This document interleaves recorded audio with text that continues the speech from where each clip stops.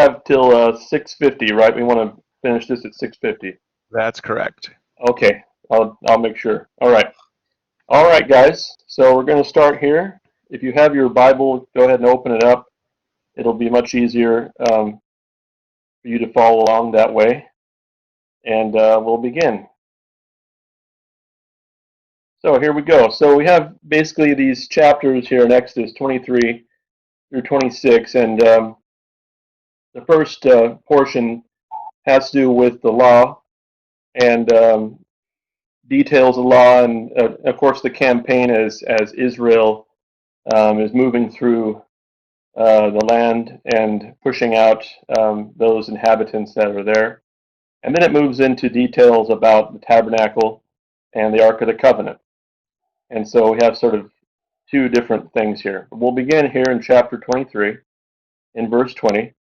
And there's mention here in 20 of this angel. I'm going to send an angel before you, God says. And then in 23, you have this idea of my angel. So just like Israel in the wilderness with the pillar of fire and the pillar of cloud, here you have this angel of the Lord, or angel of Yahweh, who is leading Israel on their campaign. And so if you notice here on my note at the top here, it says my angel, and there's the Hebrew word malaki, and essentially this angel, as long as he's with them, promises them protection and blessings as he goes through. But scholars debate whether or not this angel is a pre-incarnate Christ because of the way he's talked about. So, is this the angel of Yahweh? Is the angel distinct from God, or are they both one and the same? And if the angel is distinct from God, is he to be treated any differently than God? So the idea here most Christians get at is that he's a pre-incarnate Christ type figure. And I'd like to hear what you guys think, but before I open it up, I'd like to just go through what's in this text before us, these verses. The first thing we notice is that this angel of Yahweh guards them along the way. 2, he guides them to the right place. 3, he must be obeyed and does not pardon transgressions if they fail. In other words, he has the ability to forgive or not to forgive. So it's implied here that he can forgive sin. 4, he has God's name in him, the verse says. And 5, he destroys the adversaries of Israel that are before them. So the same person is spoken of in a similar way in Exodus 3:2, which we've already covered, and is called angel of the Lord or angel of Yahweh, is treated as God, and yet this angel of the Lord in Exodus 3 speaks about God as though he were distinct. So what do you guys think? Who is my angel referring to? Go ahead and speak if you like. So yeah, Lucas says Jesus. That's what most New Testament conservative scholars will say. Does anyone disagree? All right, Corey says Jesus too. Okay, so you guys are all pretty much in agreement here. So we'll keep going. No one's going to challenge this idea. That's good. Okay. Greg, this is Andy. Can I? Hey, Andrew, go ahead. Yeah, back in Genesis, when the angel, and there's the Lord, and there's the angels there, and the one is the angel of the Lord, and that's another reference, I believe, is when they're speaking to Abraham. And Right. it just seems to me too pretty clear that it's God and not just an angel. Yeah, specifically Christ.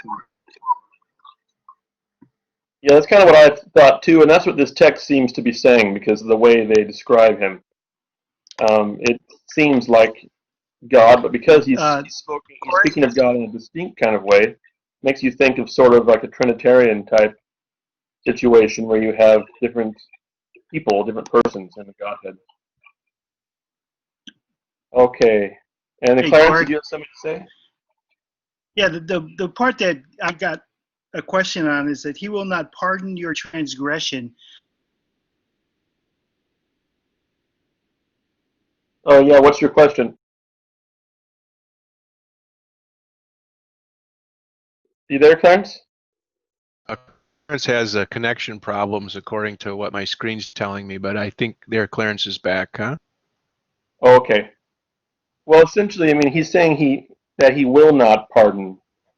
That implies that he can. I don't think it's trying to say that he doesn't have the ability to, but that he won't if you fail him, if you go astray, he won't do it. It's a serious situation. So I'm going to keep going here in the interest of time, but if you have another question, just go ahead. Okay, so then as we look at verse 23, there's the second part, and they have all these different people. And always remember, pastors used to try to say these words: the Amorites and all the other ites. There's so many of them: the Jebusites, the Perizzites. These are the people that are going to be destroyed or driven out before the nation of Israel as they go on their campaign. The question I have, often we hear they're going to be destroyed, as the verse says, 23. But are they all going to be wiped out and killed? Or does this simply refer to their nations being basically disarmed and completely, essentially made helpless? And so, we see in other parts of Scripture, like 2 Samuel 23 and 24, that it seems to suggest that they're not completely destroyed, but just stripped of their power, basically, and driven from the land. Because David had Hittites and a Jebusite in his army. So if they were completely gone, there wouldn't be a few of them to serve. They were just homeless people, essentially. Um, does anyone disagree? Tim, go ahead, Tim. You had a question? Sorry, just took my audio come up. Yeah, so was that that is the net result? They weren't completely destroyed, but was that God's will? And I mean, I know this is this is one of the apologetic hurdles we have in 2017. People hate this part of Scripture that God would say, wipe out a whole group of people. But the question I want is, so that's the net result. They weren't completely destroyed, but was that God?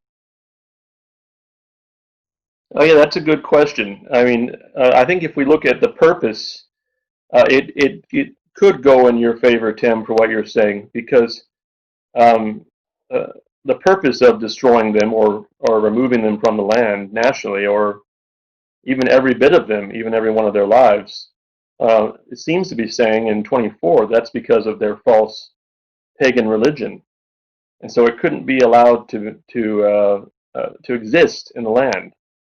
Um, and I think we can find other places in Scripture where people are destroyed completely because of the false worship, because of false beliefs that cannot be mixed with God's people.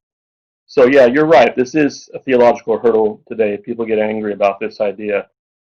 Um, it may have been God's will to have them utterly destroyed, or at least their religion be completely destroyed from the land or removed. I don't want to lessen it or make it sound wimpy, but essentially, in 24 we have the reason. 24, you shall not worship their gods, nor serve them, nor do according to their deeds, but you shall utterly overthrow them and break their sacred pillars in pieces.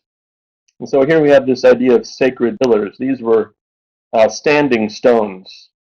You have these in pagan cultures. The Celtic cultures in Scotland and Ireland would put up standing stones. The Druids would put up standing stones. So this seems to be a common thing that cultures do, especially pagan cultures, but not necessarily.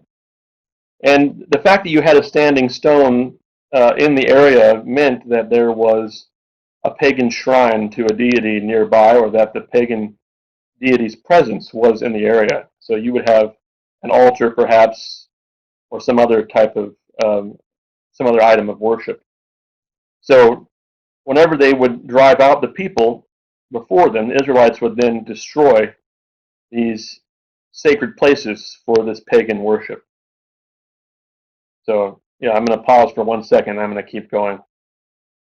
If anyone has anything, I can't see the hands. I guess I don't know where I'm supposed to look, but I don't see the hands. So you guys can just speak up if you want me to stop, and that's fine. Okay, next slide.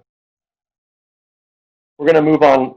As we look at 25, which is on the previous slide, and up until 27, we seem to see that God is saying that if you do remove these false religious places and the people, that you will have blessings. And he talks about having favorable crops and not having miscarriages, etc. So the question I have for you guys, this seems to be an area of contention as well in modern, in our postmodern theology. You have this idea that if you do what I say and you obey me and you keep evil out of your land, that you'll be blessed. That you will have everything go well for you. It seems. And so, as we look at people today, how can we apply this? What do you guys think? You have somebody who worships God in spirit and truth, worships according to word and sacrament, lives an upright, clean life, and yet they have horrible things happen to them. Disease, evil, miscarriages, whatever they might be. What do you guys think?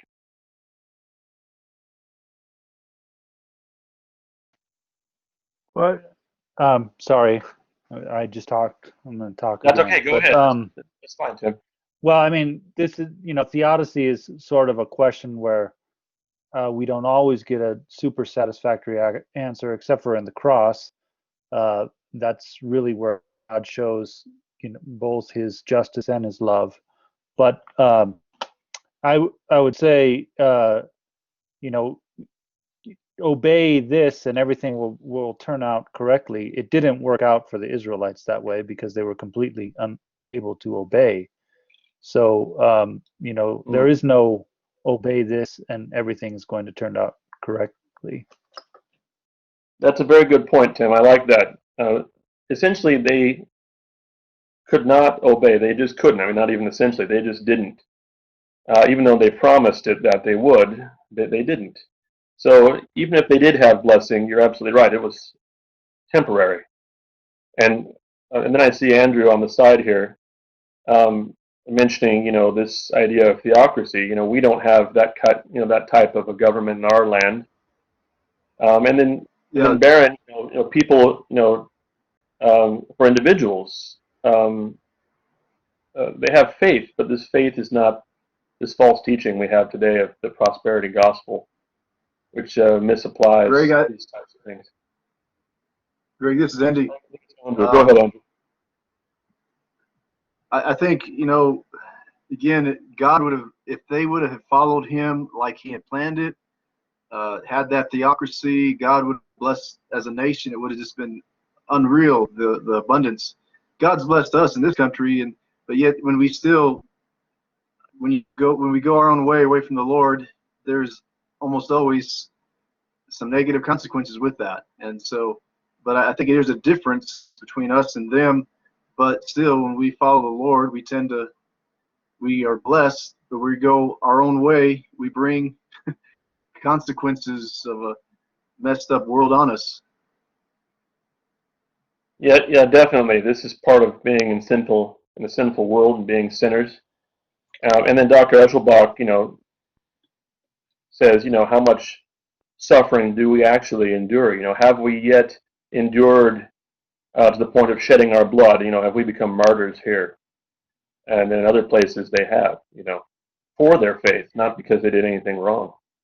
So yeah, this prosperity doctrine takes these sections out of context, and the promise does stand if people were able to do it. Just like we could be saved by works if we could keep it completely, but we can't. So it never works. Yeah, and Clarence talks about the suffering of God. So I'm going to keep going here in the interest of time. Verse 27, I will send my terror ahead of you and throw into confusion the people among whom you come. And then in 28, I will send hornets ahead of you, and they will drive out the Hivites, the Canaanites, and the Hittites before you. So this idea of hornets, I've always read this and thought this is, these are actually hornets, because God can do what he says, and I tend to take the Bible literally.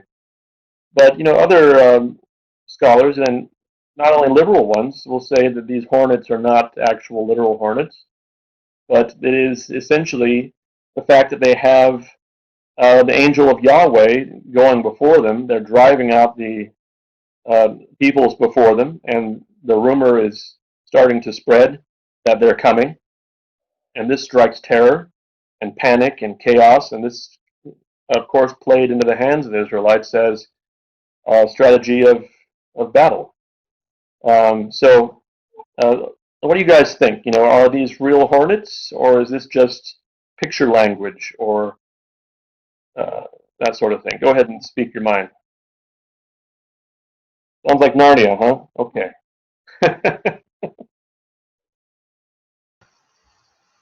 I see people This saying is yes. I Corey. don't know what they're saying yes to. Sorry, Corey. Go ahead.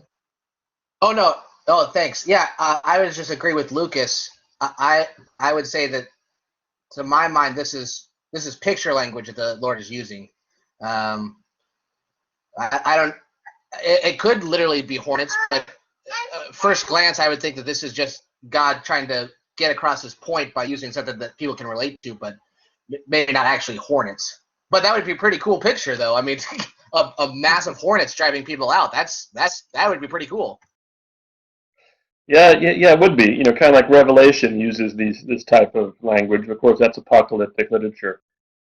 But I think most conservative scholars will say that the hornets represent fear and panic, which is what happens when people are stung by hornets, of course. So, okay, so that's interesting. Yeah, good to think about that. And then as we come further, sorry, who's that? Luke, quick question. Yeah, I did my hand, but I think there's a Sorry, I chance. can't see the hands. I'm sorry Yeah, about that. no biggie. How about Book of Joel? I think we have locusts there, right? So, yeah, I mean, there's no real theological reason why it couldn't be actual hornets. Anything in the Hebrew there that would indicate one way or the other? Not to me. I don't know Hebrew, but to me, I always took it as real hornets because he says he sent hornets. That's how I always took it. So I've never heard that it was picture language until I started studying this for this class. Well, one of the rules is you take something literally unless there's a reason not to. So, is there any reason we need to take that as picture language? Well, somebody mentioned it was still the wilderness, and then that I live in a desert, and we're a big city, and we still fight with a lot of insects and things that are super aggressive compared to the rest of the other parts of the world. So imagine those hornets, those wild hornets on the desert. It might be deadly too, you know. So it has no reason why God could use that too, you know. So. And God is in command. They weren't pictures. They weren't picture snakes. They were real snakes. Yes, yes, that's where I tend to be. That's where I automatically was that these are literal hornets, especially when you look at there in the wilderness, and we know that God can control all of His creation. But many conservative scholars actually do take this as language of fear and panic, and not literal and not literally. So Dr. Esselbach says that there's no reason, and he studied Hebrew, and I know he has, and he says no reason to take it as picture language. The text doesn't suggest it. So there's the expert information. This is Corey again. Just a question. I agree with Professor that this is probably literal, but I would just question is there any historical? I mean, I don't remember any accounts in the Old Testament of hornets driving out people, the people of Canaan. So I was wondering if there's any historical evidence that hornets were actually used, or if there's any accounts of hornets chasing people out. Because it would seem if there wasn't, that maybe perhaps God is using this figuratively. It's possible. I don't know of any, but I'm going to leave it there and keep going, and that'll be future conversation for us in summer session. We can debate hornets over there. That'll be great. Thank you for the question, Corey, and I think you're right to look at history to see what's recorded elsewhere. I'm going to keep going here. On verse 29, we talk about the beasts of the field becoming too numerous. And so my question to you guys is, if Israel is going through desolating the land, um, it sort of seems to me, that you would have a lot of displaced animals, because as war is coming through, the animals are being pushed from their homes as well. But what does this say about the land, that there are beasts of the field becoming too numerous? What do you guys think it says?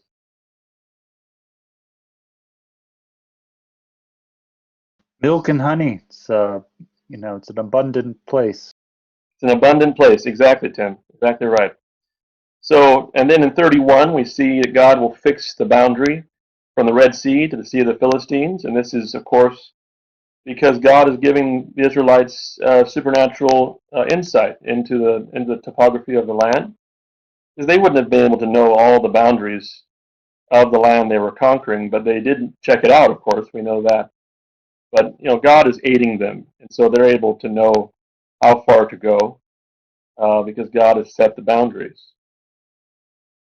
And then we get to 32. He says, "You shall make no covenant with them or with their gods." And this is essentially because God is treating the people that live in this land as though they're invading the land of Israel, as though they are invaders. So they're not nations to be treated with. They're not nations to be treated as equals, but they are pagan invaders in the land that God has set apart as his people's land. So I know that doesn't sound right to us in this day and age because we don't like people being displaced, but God has decided that this is the land of Israel, for Israel, and those that are inhabited in the area are going to be driven out and treated as invaders. So this is why no treaty or no covenant is to be made with these people. There's no agreement, there's no common ground, etc. So let's keep going here. Chapter 24. Here we have this section where Moses, Aaron, and Nadab, and Abihu, and 70 of the elders are going to go worship God. They're going up to see God. So this is a very interesting section. I really thought this was really interesting. So we know in verse 7, the people agree to all the words of God and ordinances. So the law or the word of God is declared to the people by Moses. When the people hear it, in verse 1 and in verse 7, they agree to obey it. So this is interesting, So the question is, was this a wise choice? We know as Lutherans from the law, from our teaching of the law, that the law only damns us, that they had no hope of keeping this promise, but they said they would. And then I would like to know if you guys think they had a choice, any other options. I mean, I know they have a choice to die or to live. But were there any other options besides obeying it? What do you guys think?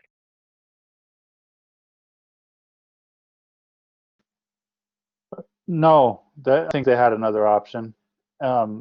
They uh, they could have been more realistic about it. They could have said something like, "We will do with the Lord's help," or something like that. But they didn't have another option. Yeah, that's what I think. I mean, they're pretty much at God's mercy out there. He was the source of their victory. But they were very enthusiastic. All the words of the Lord has spoken, we will do. And then in verse 7, all that the Lord has spoken, we will do. And we will be obedient. They're kind of over-promising, it seems. But as we keep reading, they are very enthusiastic. And the people in this generation seem to be earnest. And we'll see that. So as soon as they hear this and they agree, Moses writes down all the words, and then he tells them to construct 12 pillars. So we know the 12 pillars are representative of the 12 tribes of Israel. But if you think about it, they are similar to standing stones that we heard about earlier. So I'd like to know what you guys think. How are these stones similar, and how are they different? And what do they represent for Israel here?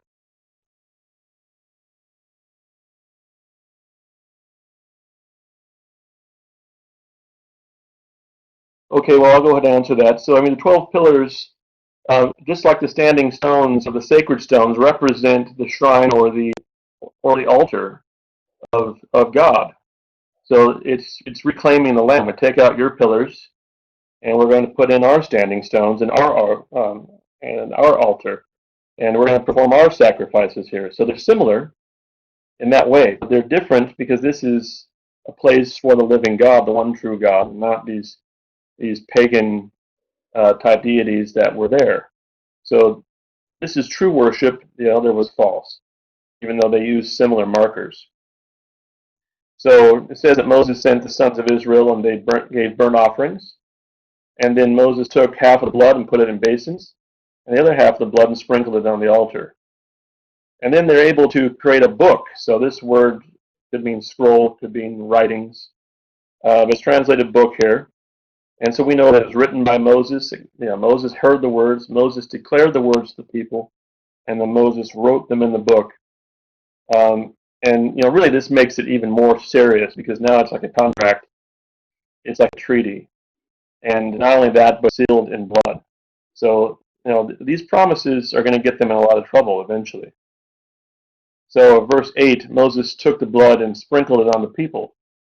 And then they, of course, he says, behold the blood of the covenant, which the Lord has made with you in accordance with all these words. And then Moses went up to see God with Aaron, Nadab, and Abihu, and the 70 elders.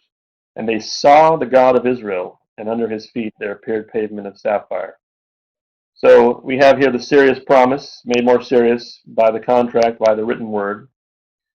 And then we have all these people, the 70 elders in the group I mentioned, were able to see God. So, I'm not going to ask the question out loud for the sake of time, but we see that they were basically consecrating the people so that they could go up to see God. The sacrifices, the blood, and all these different things. This is what it has to do with them going up. This has to do with them being cleansed. Now, what did they do? This is to you guys. What did they do after they saw God?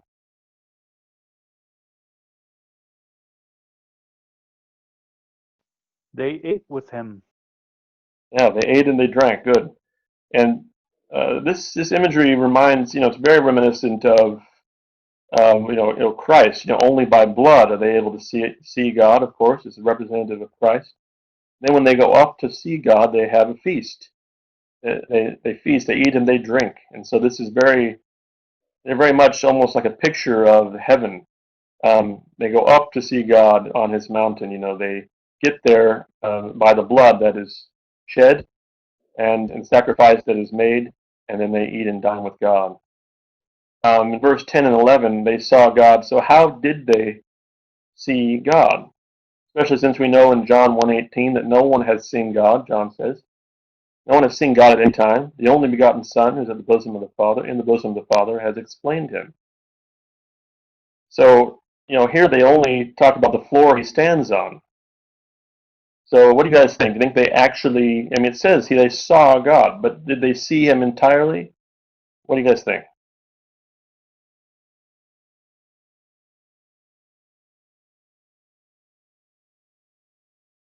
Yeah, Ezekiel 1. So it seems like they just saw part of him the way Moses did in Exodus 33, which we'll hear about later. They only described the floor. Yeah, and Tim says they didn't see him entirely. They saw him, but only what he wanted to reveal to him. So Jesus is the complete, revelation of the Father. He who has seen me has seen the Father. So Christ fully reveals God to us. And as Clarence said, they only saw him a little bit. And that's where I would stand on this. Of course, in verse 12 here, we have the stone tablets mentioned. And this is what the testimony, the law, or the testimony were going to be written on, which we'll get into later. So next slide. So then Moses went up to the mountain, and the cloud covered the mountain, and the glory of the Lord rested on Mount Sinai. And the cloud covered for 6 days. So here we have this idea of this cloud resting. We're told that the cloud covered the mountain and rested there when Moses went up. This cloud is called the Shekinah, or the Shekinah glory cloud. You guys are probably familiar with this. And what a sight must have been. You think about the majesty of this, and the terror, perhaps, of this moment. The cloud abode and rested and dwelt there while Moses was on the mountain of God. And this should remind us of John 1:14, that God dwells with us, abides with us, or tabernacles with us in Jesus Christ. And the Word became flesh and dwelt among us, and we saw his glory. So this is meant to be similar to this. This language in John recalls this. Yeah, and Lucas brings up the cloud of witnesses in Hebrews 12. This glory cloud, this abiding and resting, tabernacling idea is very strong here in this section of Scripture. Verse 18, Moses entered into the midst of the cloud and went up to the mountain. And Moses was on the mountain for 40 days and 40 nights. So, yeah, the transfiguration, good, good. Mount Hermon, also very similar. Good connection, Corey. Yeah, a similar idea. He was surrounded in clouds, and the disciples met with God, Christ. So Moses is on the mountain 40 days and 40 nights, and during that time, he is receiving all the details and instructions about the tabernacle, how it's to be made, according to a pattern, and all of its decor. When does Moses come down again? We're going to know in probably the next few discussions. He doesn't come down from the mountain until chapter 32 in the book of Exodus. I'm going to keep going here. We can get through most of this material. Then the Lord spoke to Moses. Tell the sons of Israel to raise a contribution for me from every man whose heart moves him. And so here we have the groundwork for a future scene of generosity, which takes place in Exodus 35 and 36. And he calls for a contribution, God does, that is not coerced, but given willingly from a generous heart. And so this is how God is describing the way in which they're going to get all the materials that are needed to decorate the tabernacle, and people were going to give of what they had. Now, I was struck by this phrase because, not because I think we need to hear it so much, but I often see that it's easy to become laden with legalisms, and as Lutherans, we're people of the mind. We like to have things right, and rightly so. But this language of being moved by the heart to offer to God sounds more Wesleyan or Pentecostal, maybe. But here is this, and so I would like to ask us, perhaps in a hypothetical question, to speak to answer of in ourselves. It's not too often that I hear Christians around me speak in this way, at least not in Lutheran circles. And how often are we motivated in this manner towards God? From the heart, moved in the heart. And I'm sure there's a lot of this in the LCMS that's just not spoken of. But it is something worth talking about, and it is something worth considering as to where our heart is with God. And only you know, and only God knows. That we are willing, and that's language we don't like to use either. But willing to give of ourselves and give of what we have to God. And I think good preaching and right doctrine can lead people to this, but the Holy Spirit indwelling people will definitely move them and move the cold hearts of man. So I see when you lower your hand, I don't see when you raise it. So Tim, go ahead. I think we can talk about these things quite easily when we talk about the new nature. I mean, the will, our sinful nature, the will is always bent toward not pleasing God or contributing anything. But the new nature, there's a change in the will. And that maybe that's just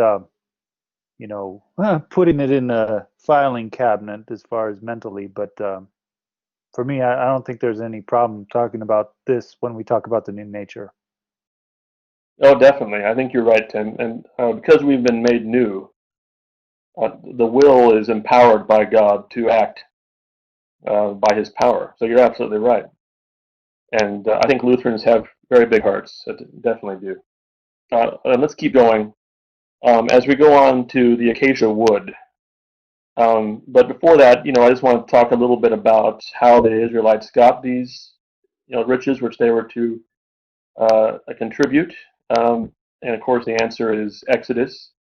Most people believe that as they looted Egypt, I meant to say the Exodus from Egypt, when they took the gems and jewels and valuable items that they needed to build the tabernacle. As far as dyes, it's a very common practice in those days to take from plants and animals and make colors and make dyes. So they would have worked with what they had around them, and they most likely would have known about how to gather these types of things, or they could figure it out. And then we talk about this acacia wood. And so many of you may not know this. Before I was a vicar, I was a landscaper and nurseryman, and I worked in botany, so I know about the plants. Does anyone know the significance of acacia wood? What it might be. Why use acacia wood? Anyone have an idea? Very hard, yeah, durable, definitely. It's one of the hardest woods, and because it's so hard, it does not decay very easily. It takes a long time to break down and decay. It's almost invulnerable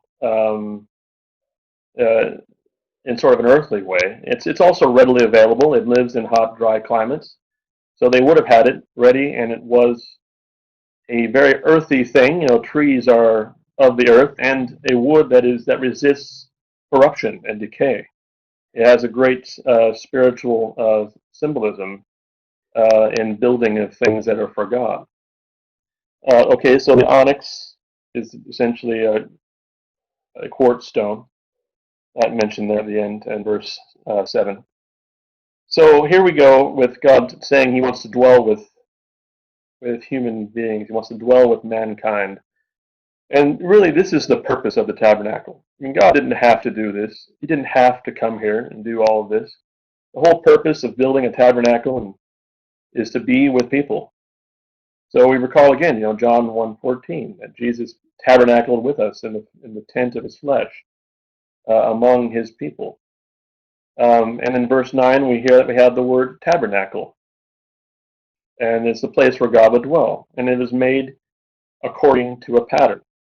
And so we're going to get into this. We're going to read this verse out loud later. But why is there a pattern? Well, there's a pattern because it's copying something else, right? Everyone, I'm sure you guys are aware of that. That it's not just some random design that God came up with, or that Moses or the people thought this will look nice.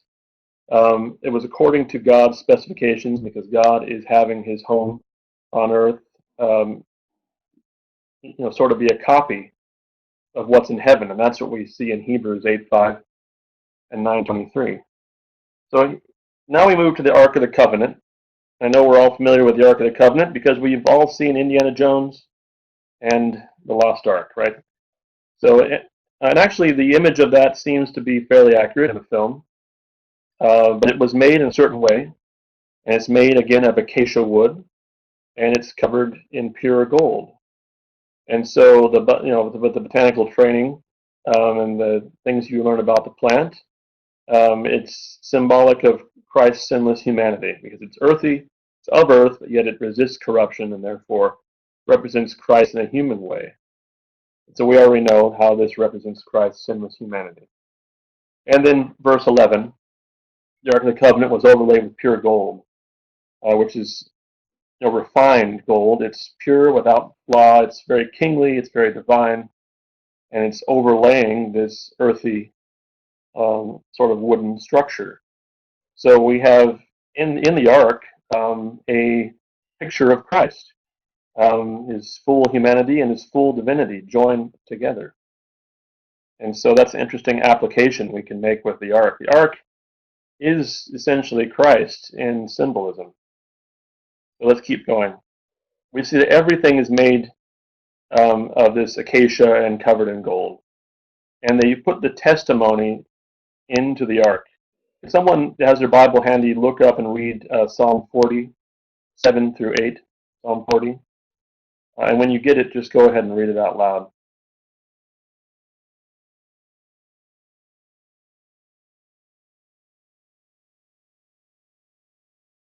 7 and 8. Yes. Then I said, Behold, I have come in the scroll of the book. It is written of me. I delight to do your will. Oh my God, your law is within my heart. So here, just like Christ is, both human and divine. Thank you, Lucas.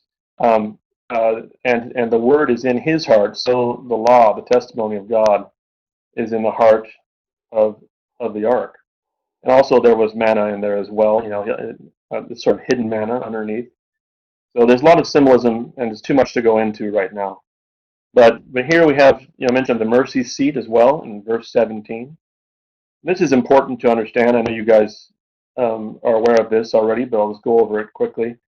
Mercy seat, or the atonement cover, or could be seen as a throne, is a place where God doesn't have to be there, but He chooses to be there. In Hebrews, we have mention of the throne of grace. Essentially, grace sits upon this throne. God is grace, and He is enthroned upon this seat between the two cherubim. And it is in this place that ransom is made by means of a substitute. This is where Christ performed our salvation on our behalf. And so at the mercy seat, we have expiation and propitiation accomplished. Can someone tell me what expiation and propitiation mean? What are the differences between the two, and what do they do for us? Who wants to go into systematic theology?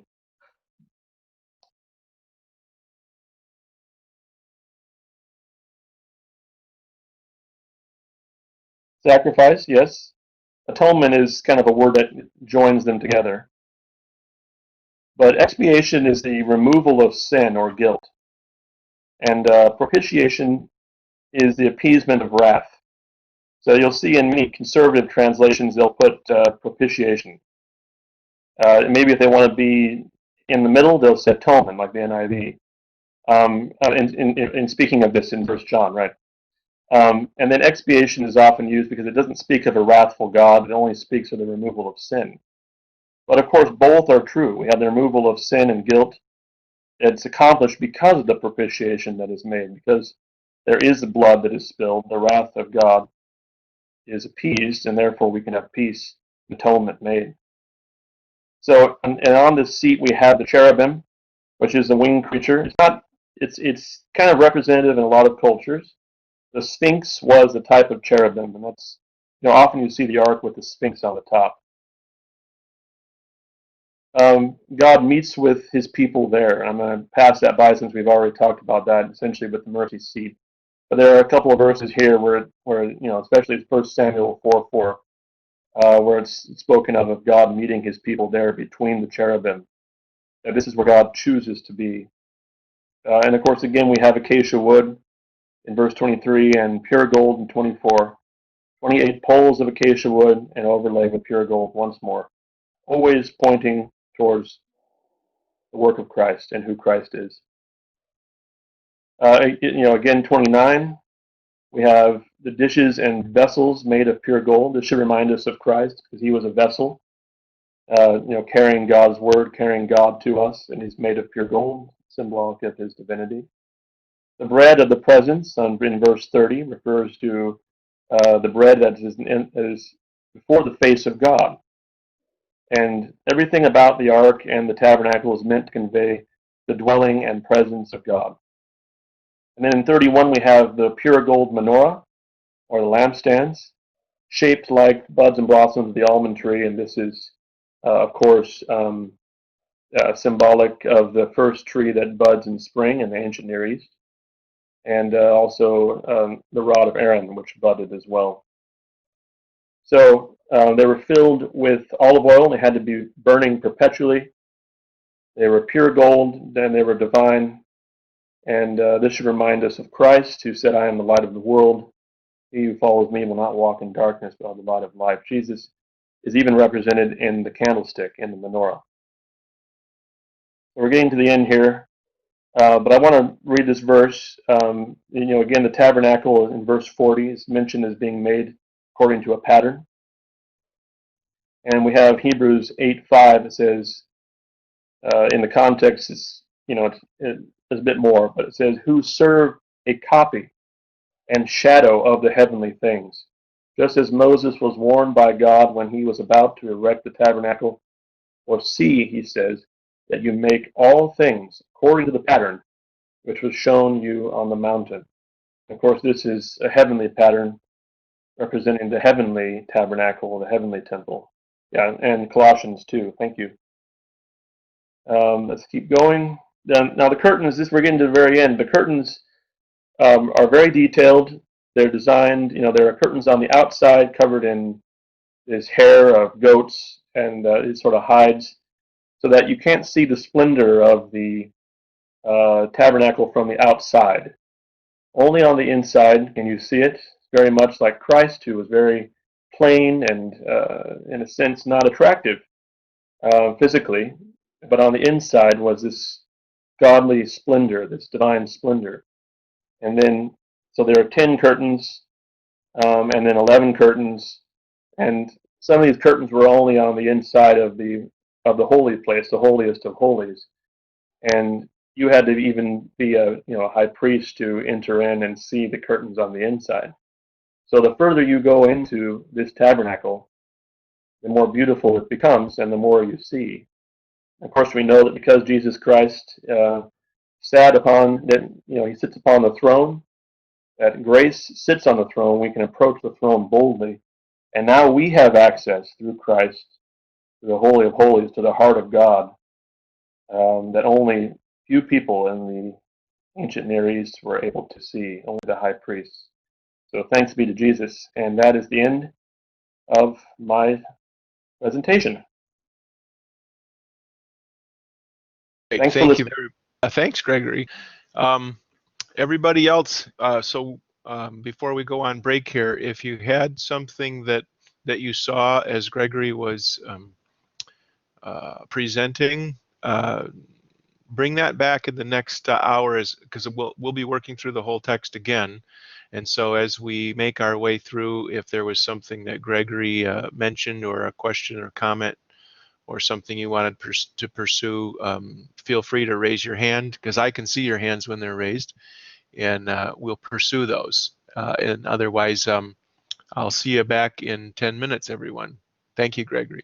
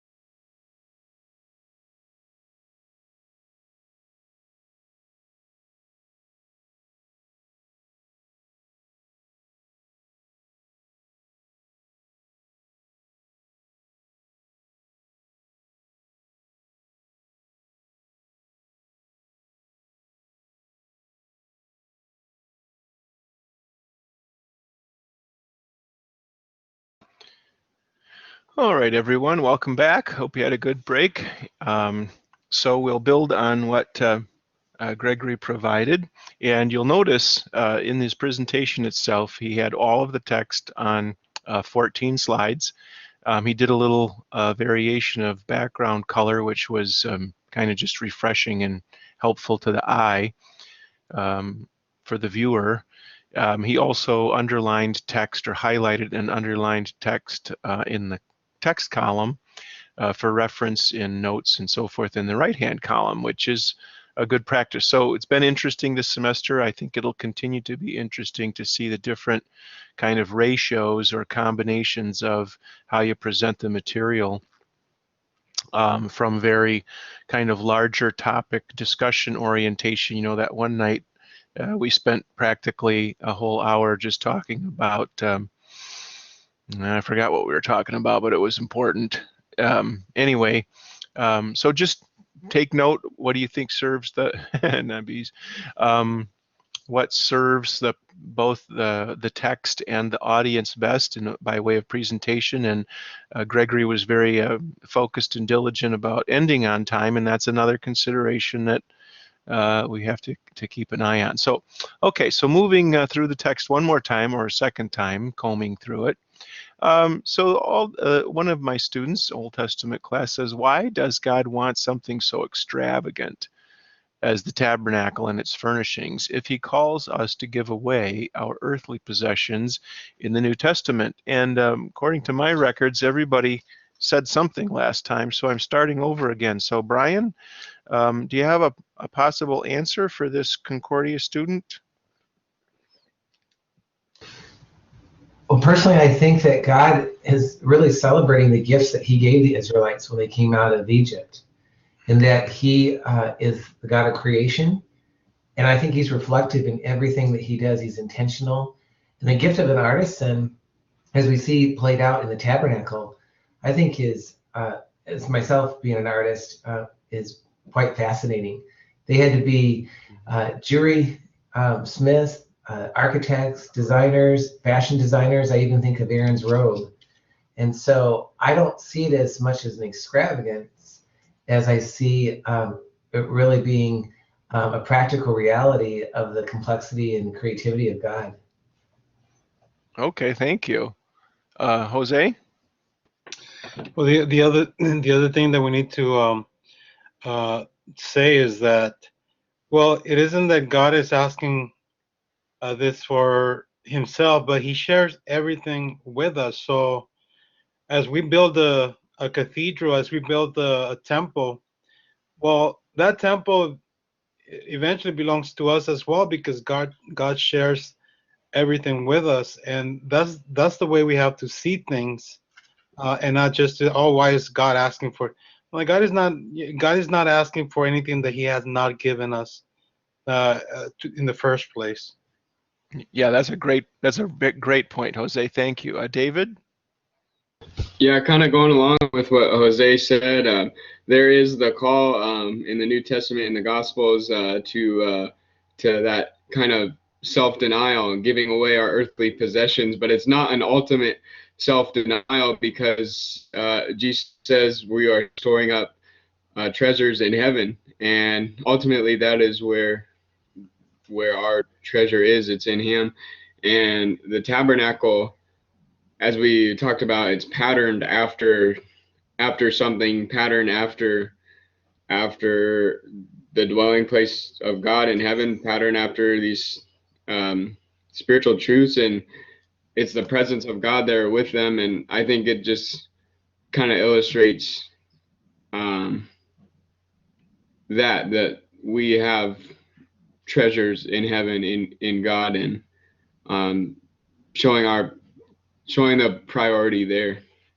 Okay, good. Thank you. Tim? I don't know when you answer a question with a question, classes, but I would like to ask the student, why didn't we give God our best? That's a good question.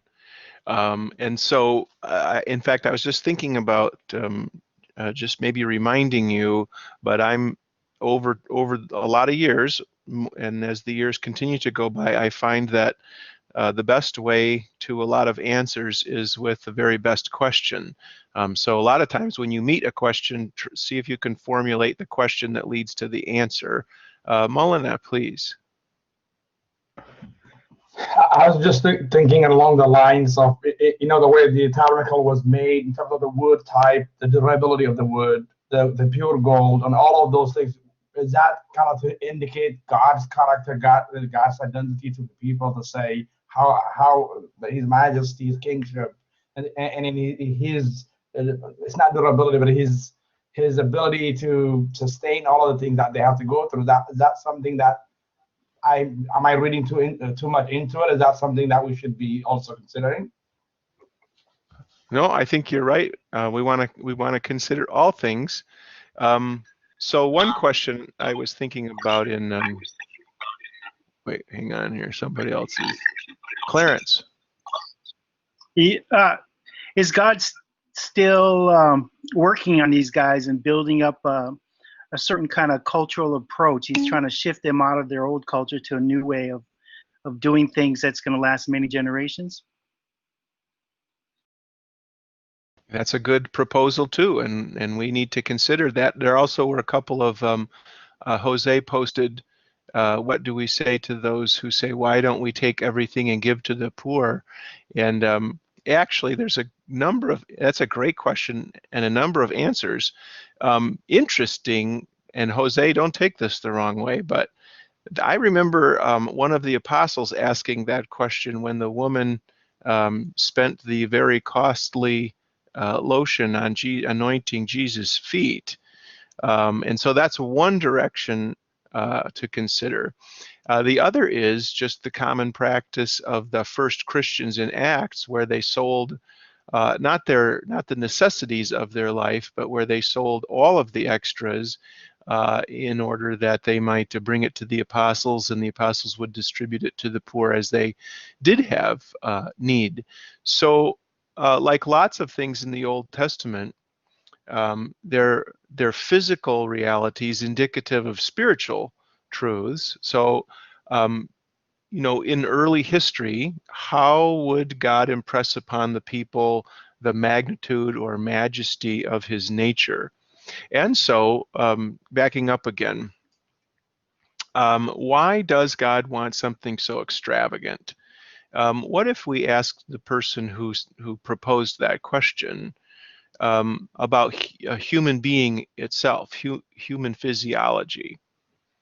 If we want to talk about extravagant in design, in composition, in complexity, in potential, I mean, when you look at a human being and in its capacity to reproduce and its capacity for intelligence and art and activity, I mean, just look at what human beings are as a organism, and look at what we can do and have done, and that's just would we be too modest in saying that's just maybe the tip of the iceberg? That's a small window into God's nature itself, right? And so then God's creation itself, none of the things that God has the furnishings and the tabernacle and all that made out of are materials that He hasn't created Himself and that He doesn't provide Himself. That was in one of you students referenced that. And so He's not asking them to produce something that He hasn't already first produced Himself. And so in order to be in the midst of them, He is making a very clear and powerful witness visually, artistically. Brian has a good answer in that, in the power of the aesthetics of what God has produced here. And then, you kind of have God doing this two things at the same time, right? So then all the fullness of the Godhead dwells in Jesus somatikos, in a human nature that Isaiah describes as having no form or comeliness that we should be attracted to Him. And then he presents Himself to us in ink on paper, in a book like billions of other books, but this book is different. And with water, but the water of baptism is different, and bread and wine, but this bread and wine is different. So you sort of get all, God's doing all of those things at once, in poverty and in richness, both at the same time. So, but an interesting conversation to have. And since we mentioned earlier with the Ark, Indiana Jones, was Indiana Jones right or wrong when he chose the cup? So there are all the fancy cups there to choose from, gold and silver and jeweled and all that sort of thing, and then he grabs the little clay cup and said, "This is the cup of a carpenter." I tended to, at least historically, I tended to like that moment. And say, yeah, I think that's maybe something that the movie got right.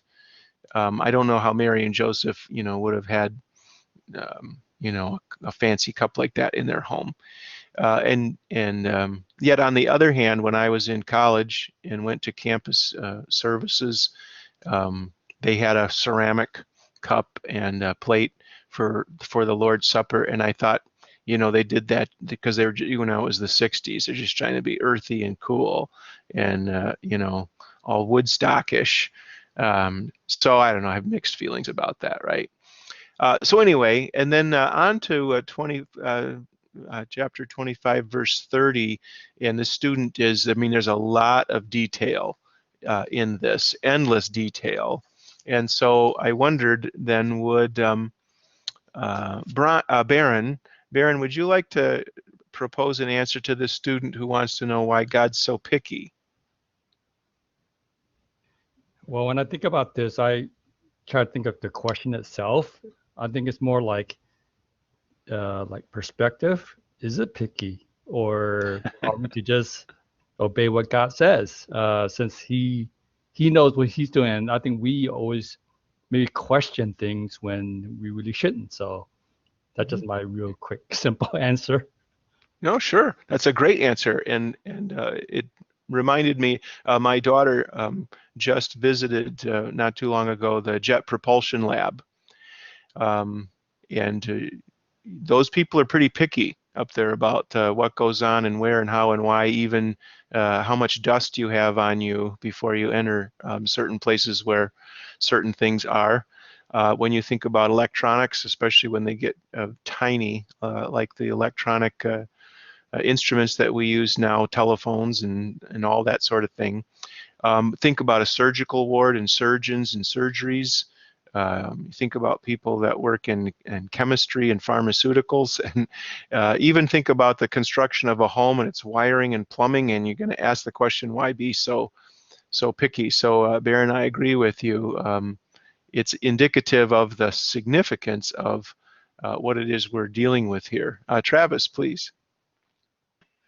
Yeah, I was just going to echo that too. You just never know with construction of things. There's a reason why it's got to be very particular. You take like Noah's Ark and God's direction in building that. There's a lot of discussion about that ark.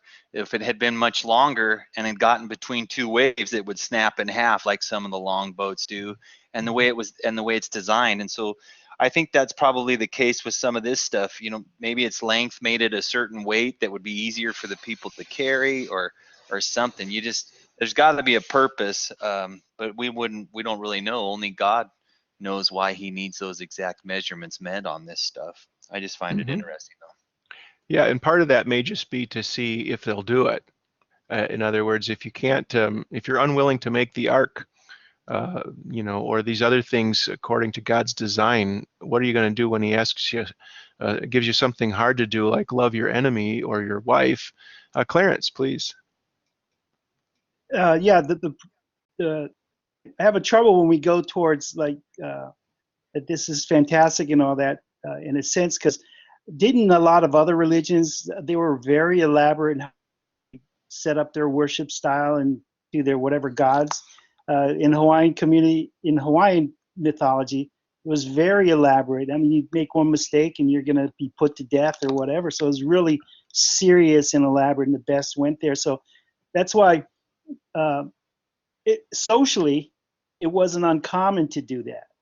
for your God, whatever it is. But in this particular case, so the question to me is, in this particular case, why does he want us to do it this way? Is a different answer needed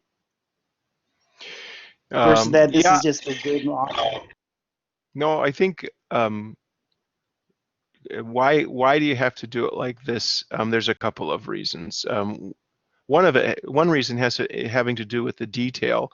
I'm reminded of two things. One is in Williamsburg, Virginia. If you ever visit the governor's home there, and you enter the foyer, what you'll notice is all of the walls in the ceiling, which is kind of rounded, as I remember, curved upward, is covered with firearms, from rifles with bayonets to smaller firearms to pistols, depending on where you're at. But the guide that we had when we were there said that the governor in Williamsburg at that time covered the walls with firearms so that when a person entered, to visit the governor, it displayed power. Like, we have firepower, we have, the means to rule, so be careful how you deal with us.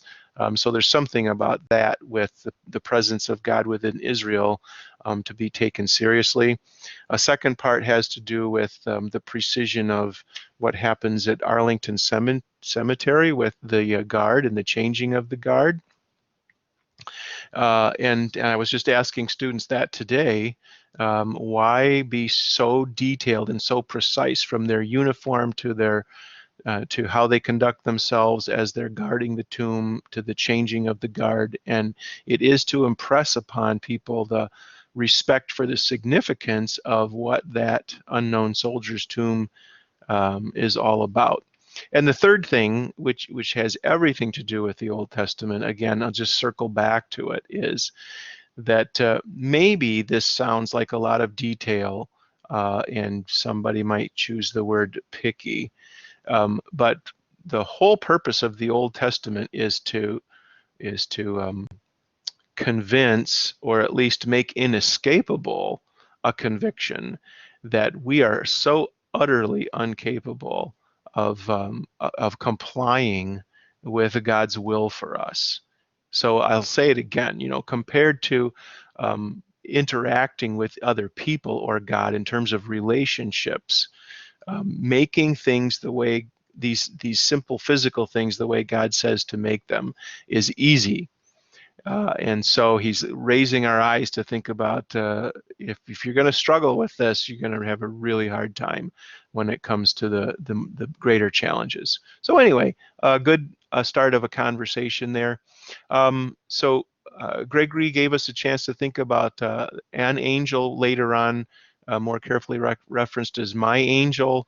And my observation about that is when you get to my angel, and there are manuscripts that have a definite article here, the angel. I send the angel before you. So that's pretty good pedigree. If manuscript tradition, there were in ancient times scribes who made this connection and said, well, this angel is actually the angel of the Lord, and so we might as well, or somebody missed putting in the definite article. There you go. Let's see, we did angel. Another bilateral covenant, anytime the word if shows up, it's not as though God's waiting to see how this is going to turn out. God knows very well what's going to happen. It's to, again, the law is our tutor to bring us to Christ. The law was given to stop every mouth. And so all of these conditions upon which we could look forward to a good result, we know we're going to fail to meet them. And when we experience the consequences of our failure, then we know why. And we're not going to blame God for the consequences of our failure. We're going to admit that to ourselves. And so the theophany came up here in the conversation a little bit. And one of the many ways that I approach that question when it comes up in class also is to ask the students to just think this through. If human beings did everything just as God specified in his word, and we had a miserable, terrible result, then we'd be legitimate in complaining to God that our miserable experience is his fault, because he said, do it like this, and we did it like this, and it was terrible, and that's got to be on him. But if God says, do it like this, and we steadfastly and constantly refuse to do it like he said to do it, then it's a little different, or a little more difficult to say, how is that God's fault when we're the ones refusing um, to comply? And so that gives us a chance to compare our ways with his ways, which is what God does through Isaiah in chapter 55. Okay, I did, yeah, Lucas, please. Hey, so I was looking at the ancient Christian commentary and what they kind of said about that angel of the Lord. Yeah. On that, Tertullian and Augustine both said it's Jesus. Mm-hmm. And it's interesting that Augustine was writing against a Manichaean. And I think they're the ones that said the Old Testament, were they the ones that said the Old Testament God was evil and the New Testament God was not, and he was just trying to point that the love of Jesus was found in Exodus. I don't know what the wider context was, but anyways, church fathers clearly see Jesus in it. Yeah, good. Thanks for drawing our attention to that. The Ancient Christian Commentary series is just a fantastic treasury, and had for some, the editors to have done all that work for us is fantastic. All right, so I did a little work on this hornets word while we were, well, I'm kind of working frantically here while things are going on, because you guys bring up good points. The word hornets occurs 3 times only, all in the Old Testament.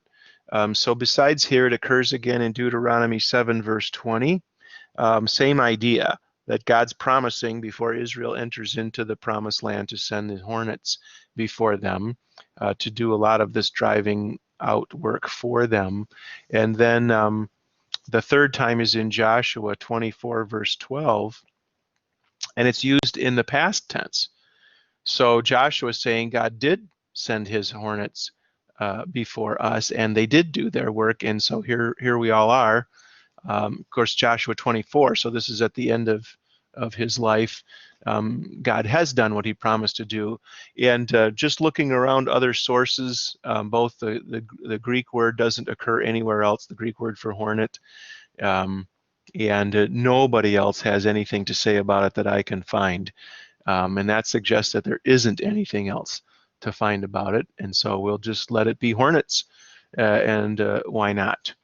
The second is the wild beasts. And so I noticed that Gregory's translation, English translation, was different than mine. I'm using the RSV here.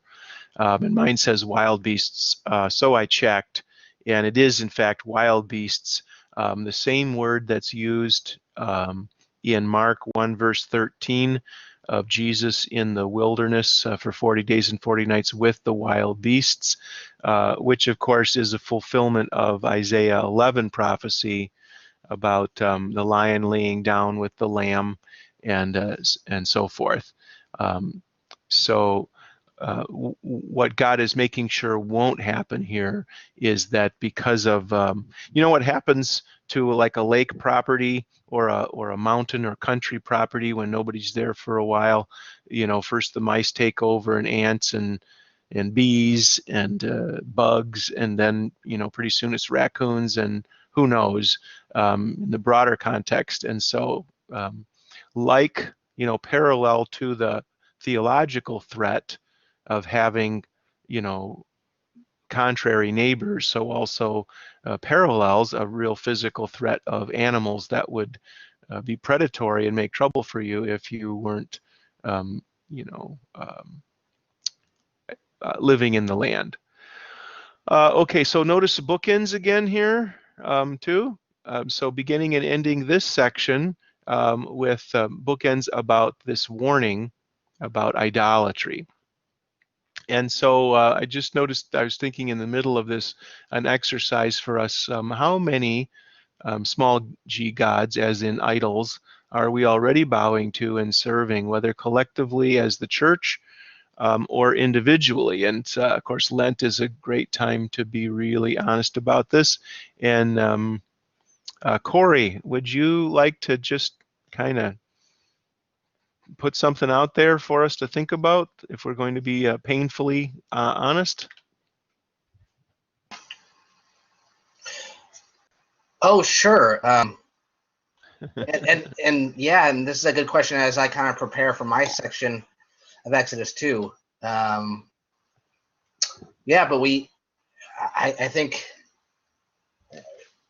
we don't necessarily bound down to images, maybe like the ites of Canaan, but we have our idols just as much as they do. And I personally think of just the symbol of Wall Street and the bull that stands outside there in New York. And though we might not worship it, boy, money can be an idol, and we follow it and we pursue it and we love it and we hold on to it and we think it'll solve all our problems and money will provide for us. I also think that in our culture, we've made sex and sexuality an idol as well. That's just all around us, and we just worship that, and it's become so pervasive, and it's almost become all consuming of what we do. Okay, good, Corey. Thank you. And I'm wondering, just in another kind of taking a different approach, have you? I'm sure you've noticed this, but when you think of the history of Christianity, and even more recently, just take, for example, the history of the Lutheran Church in North America, and is it possible that you'll find Christian congregations who are still doing things pretty much just the way they ever did them? Same building, same windows, same instruments, same practices, and if you wanted to change them, you would meet bitter, fierce resistance. But those very same churches have changed their theology dramatically from when they were first built and settled, in which their theology would have been confessional, the same as ours is today.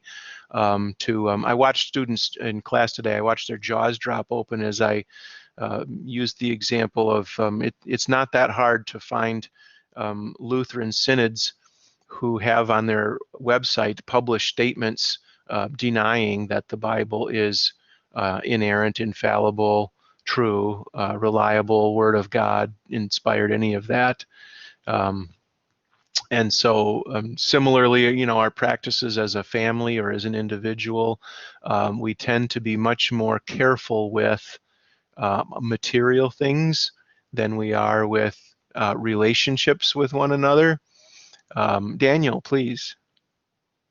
There was a recent article that about a few months ago, I think it was Professor Flugi sent it to us, and talking about that. And then one of the main problems they was saying about the problem with our growth in the church, it was not our traditions and the way we do things. It was just about the beliefs. And 40% of the churches that are not growing is because the pastors really honestly don't believe Jesus has become back again from the dead, just spiritually only, and things like that, and pointed out to the wrong theology. And that's things that we still, and that's the reason why those churches are not growing, because their theology are going in a different direction completely.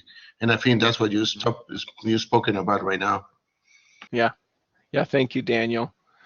Yeah, and yet as another example too, because I've been involved in some of these conversations, is Lutheran schools pursuing accreditation or pursuing public funding, and how that so dramatically changes how a Lutheran school makes decisions and what it spends its time doing. That kind of bowing down to the way the world around us does things, and really, it's, in my experience, it's always generated by fear. A fear that we won't be able to have enough kids in the school. and I've not seen the results. I have not seen good results. And sometimes I remind people, because often they don't know this, that Harvard is not an accredited university. So why don't they care about being accredited? Well, because their excellence is recognized. And I think if I think we're selling our Lutheran schools short by not, you know, believing that we have something incomparable to the world, and that people will notice that, and they'll gladly trade accreditation for a school where their children have a fantastic and unique Christian environment within which to learn. Okay, Gregory raised our attention to this. The people said, all the words which the Lord has spoken we will do. And sort of like email, it's hard to know how the language is inflected. And so what was the body language, or the inflection of the children of Israel as they said this?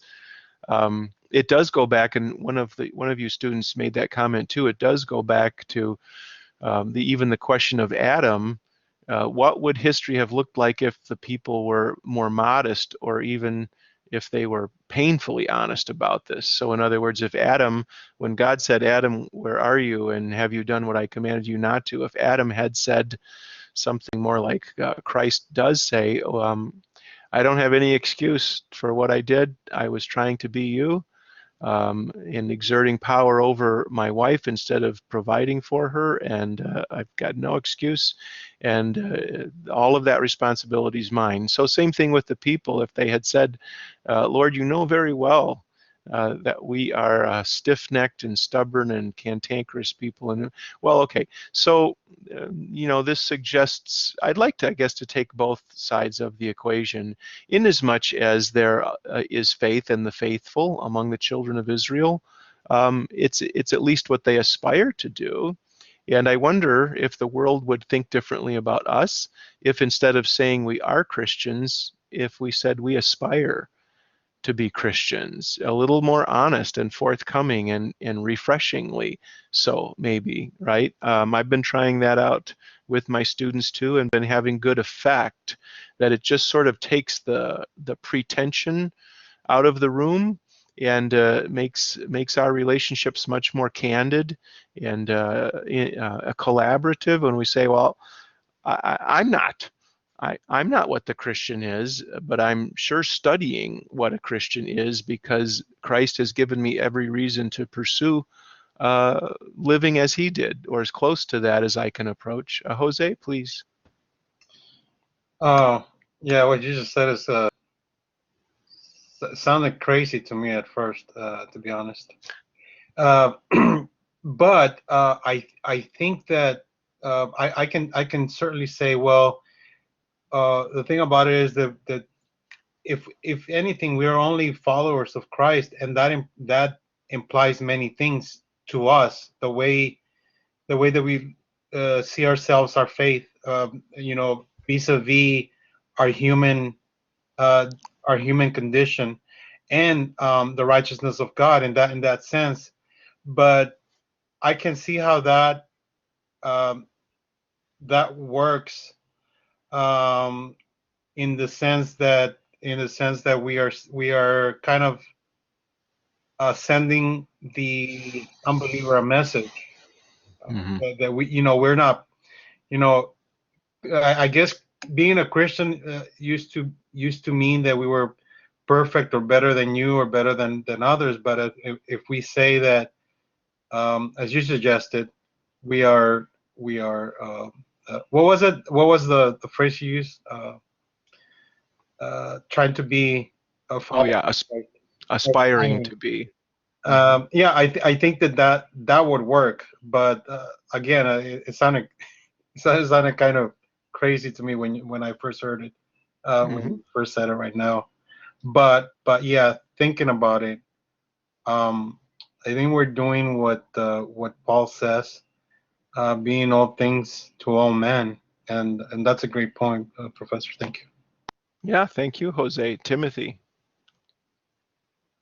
Yeah, I mean, I really appreciate your humility, by approaching the students that way, and yeah, taking away the pretense. That's wonderful. Kind of the flip side, though, is that Paul calls even the Corinthians, who he just totally berates, the saints in Corinth. Um, you know, they're not perfect by any stretch of the imagination, but he calls them the saints. So in a sense, saying we're Christian, I guess we just have to sort of unpack all these terms all the time, but saying we're Christian is just admitting we're nothing without Christ. You know, we're just Mhm. we're glorying in the fact of what He's done for us. Yeah, and Timothy, I'm glad you said that, because in 49 A.D. in Antioch, if someone calls you a Christian, there's a very different understanding of what that means than in 2017. And so, if Jesus is the Word of God and the devil is the Antichrist, then it doesn't surprise us that we should expect the devil to corrupt language so that he could make the Word of God not just meaningless, but contrary. And so, words like love is so abused. Faith now in our culture means, whatever kind of fanciful preferences you have. All those sorts of ideas have been so corrupted, and so it's important that we be more articulate so that we're not misunderstood. Yeah, Jose, please. Oh no, I don't have anything to say. Sorry. Okay. All right, no worries. All right, very good. I also wanted to bring to your attention, in case you haven't come across this yet, but as you read the Pauline epistles in chronological order, you do notice something interesting about how Paul refers to himself. So 4 different ways. First, in the earliest reference, Paul refers to himself as every bit as good as any of the other apostles, and of course there's reason and context for him arguing that. The second time, he refers to himself as the least of the apostles. Then he describes himself as a Christian, a redeemed, faithful person. But then finally, in his last epistles, late in his life, he refers to himself as chief of sinners. That's also parallel with the woman caught in adultery, at how the men who brought her to Jesus for judgment, when Jesus asked, "He who is without sin, let him cast the first stone," not surprisingly, they left from the oldest to the youngest. And so anyway, as we grow older, it becomes more and more difficult to fool ourselves about our condition, because of just the accrual or the accumulation of error and mistake and the consequences of that. And so that's why honesty about it is so liberating. All right, moving on. I can give you those references sometime. I don't have them on the top of my head, but if you want those references to Paul, I can get them to you. Sure. Okay, good. So moving ahead, let me see. So after a little while, hear the people say again, all that the Lord has spoken we will do, and they add this, and we will be obedient. And so there's a couple of ways that you could understand this. And you should know the Gospels, especially the synoptics, have 3 very different views of human beings. Luke is the most charitable of the Gospels and finds a way to say something positive about everybody. So not surprisingly, Luke is the Gospel that records the one of the 2 thieves on the cross as repentant and so redeemed.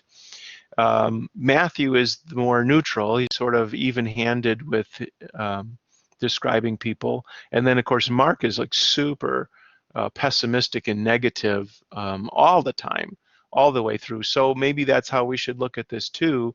On the one hand, there were, Joshua and Caleb are here, and children, maybe there are good-intentioned people who aspire to, I mean, this is what they are committing themselves to. And, you know, I mean, well-intentioned, but then there's also the idea that, and we will be obedient. And one of you mentioned, made a reference to this, but you're thinking back to Peter, about how Peter on so many occasions so vigorously contended that he would be what God required of him, and of course was a wipeout in every instance. Okay, looking at what the vision that they saw, the heavenly vision, and of course this makes you want to go read Revelation. But what do you suppose is the significance of what they saw and of having a meal together? And so I wanted to ask Joseph, Mike, would you like to try to answer that?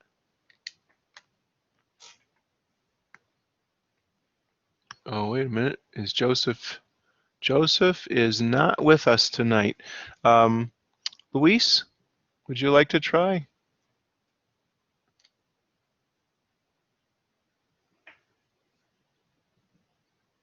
Luis, what's the significance of what they saw and of the meal?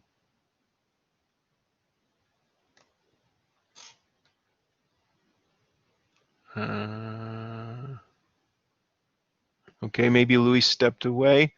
Daniel, would you like to try?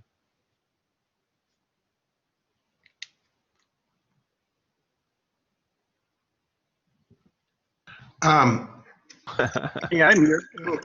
it's a good question. And I haven't thought about it. I'm trying to give it a shot.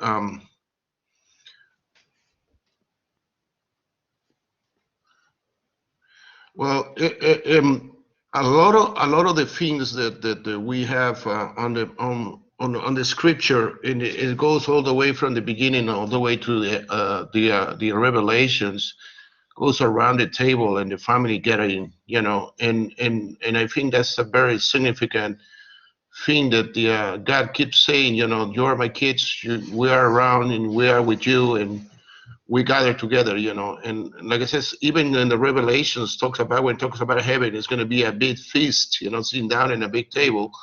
So it's kind of like that too. It's part of what we are, and if we think about our daily lives, you know, and how do we, what do we do when we gather with family? We just try to sit around kitchen and tables and food. So it's the best way to depart everything, you know, from the heart and from the spirit, you know. So I guess that's the answer there.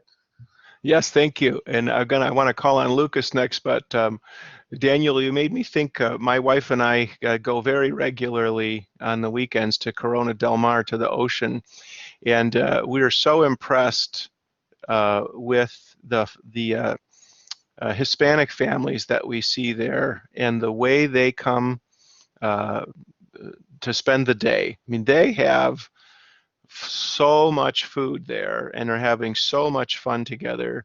We're just trying to, you know, copy their model. We're not very good at it yet, but we certainly admire them for the way they are going to enjoy themselves, you know, with eating in each other's company and, of course, you know, the beach and all that. But it's just a great thing to observe. Lucas, you want to add something? Yeah, I was also trying to be cute, saying, "Here am I, send me, send me." Oh, I get it. But no, I got a couple serious things. So this is a question.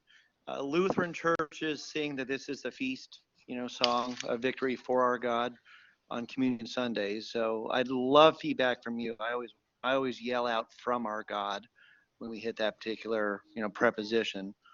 So that's one question. If you want to answer that, otherwise, you know, tell me no, thank you. And then the other thing is, yeah, Ezekiel, Revelation. Now we got Exodus. All picture smooth glass, you know, see-through, translucent. I think it's a reference to maybe the baptismal washing, the purification, you know, basin, and I don't know, just I guess questions or feedback or connections. Sure. Lucas, just give me your the one again about the "This is the Feast" song. I think I know what you mean, but I want to make sure what your question is. Yeah, so this is the feast of victory for our God. We sing that song on Communion Sundays. Right. And my understanding is it's from our God, not for our God. So just any Oh, feedback on that. oh. And then I gotcha. yeah. Yeah, I think that's probably a prepositional issue. So just like the possessive genitive case in Greek, I don't know, there's like a dozen different ways of taking the genitive. Same thing for that preposition for, Feast of Victory for our God. I think you could argue that it is including, maybe not emphasizing like we would like, but including the idea that it certainly is provided by our God and accomplished. I mean, there is a victory because of our God, and this flows from it. And your second question, oh yeah, about the materials. You know, whether it's here or Ezekiel or Revelation, you find God saying things that don't make sense from a metallurgist or a geologist's or a physicist's point of view, like there was this sea of glass, clear as, or sea of gold, clear as crystal. Like first, it's an element that's not see-through or transparent, but then it is, and I think this is part of God's way of saying that none of the material world is going to be complete in its witness to God, but you can start to combine things. So yeah, there was a pavement of gold, so there's a value to that we get a sense of, and then but it's transparent, and that gives us a sense of both God's ability to see, his vision and awareness, omniscience, but also purity, because you can see right through it. Nobody likes to drink murky water, that whole kind of thing. And then one more point about the meal. I'm reminded of 2 Kings, where the Syrian army comes to get Elisha, and then they're struck blind, and then Elisha says, "Well, what are we supposed to kill him?" And God says, "Nah, lead him on into the city." And so the king of Israel has a banquet, a feast for these Syrian soldiers, and then sends them home. And it is a demonstration of absolute power and authority over one's enemy when you can have a meal in their presence. And that phrase comes up in Psalm 23, you prepare a table before me in the presence of my enemies. Clarence, please. Yeah, and within their memory, they would have remembered when Abram met with Melchizedek at Salam and brought out bread and wine, and they celebrate too, right? And Right. they would have remembered that. So it is a Jewish thing to do. Yeah. Yeah. Yeah, thanks. And for all of the our Western culture's love affair with technology, and even now, I can't even tell you how many students I see now watching movies on their phones with their headphones on at all times during the day. They're just glued to this artificial. Not just the means, the device, but also what they're watching was produced artificially too. There's, if you go to a set where a movie's made, you're disappointed when you realize that there's no back to the house. It's just a facade, and yet all of these people, if you introduce them to it, or if you take them traveling, I'm going to argue, because I've traveled a lot, the zenith of human experience is, for me, whether it was in France or Greece or Israel, an evening with a bottle of wine and some fresh bread and maybe some cheese or some fruit and long, long, long conversation. It just doesn't get any better than that. Clarence, please.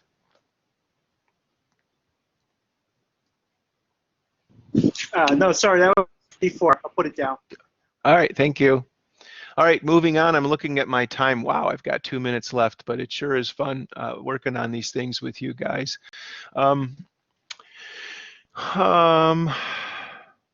This is just I'll introduce you to some of these questions, but we know, in a part, we know the answer to this question here, number 24:14. Didn't God or Moses know what would happen if they left the Israelites alone for so long? Yes, of course they did. And they did it on purpose. This is part of this huge whole Old Testament history that, as powerful and long and profound as it is, has yet to convince human nature that we should abandon our own appetites or will and be obedient to God, because our human nature simply isn't capable of it, which is why it's necessary for the law to incapacitate us and for the gospel to regenerate from within and empower and inspire and feed and all those sorts of things. So I think we probably, most of us, get the idea of the 40 days and nights and the significance of that number in biblical language. I did want to notice, I want you to note that the idea of bringing something willingly, sometimes translated a free will offering, is not talking about having a free will. Those are not the same thing. Then I was working on, okay, this accepting offerings. What does God want with all this stuff? We did talk about that earlier, but here's kind of a subsequent question. We don't have time to answer it. I need to let you go, but just a couple things if you'll bear with me. The ratio, the correct ratio between material support for our communion with God, whether in church or school even, and the prevention of idolatry. And then I was just noticing, you know, the things that are being constructed here and described. So here's the ark, the mercy seat, hilasterion in Greek, atonement. I noticed Gregory brought our attention to expiation and propitiation, but in Greek it's the same word and really means fundamentally a cover. And so the systematicians are working on the significance of that cover, which is legitimate. But let's first start with the idea of a cover in simple terms, conceptually. I do this with New Testament students, and then begin to unpack the significance of that cover, especially when you know that cover is Christ. So here's a table. Vessels for service. Lampstand gets a lot of attention in the first part of Revelation 11. The tabernacle, of course, is a great place to spend lots of time. You see here a reference to Matthew 17, Mark 13. Jesus is describing the destruction of the temple, but he's the real one. And then the best one, John 1:14, and the Word became flesh and tabernacled. If you weren't aware of that, you need to be. It's fantastic. Tabernacled among us. So, gentlemen, and Megan's not with us tonight, so not the lady, but thanks for another great evening. Look forward to seeing you on Monday at 6. Have a good next class and weekend.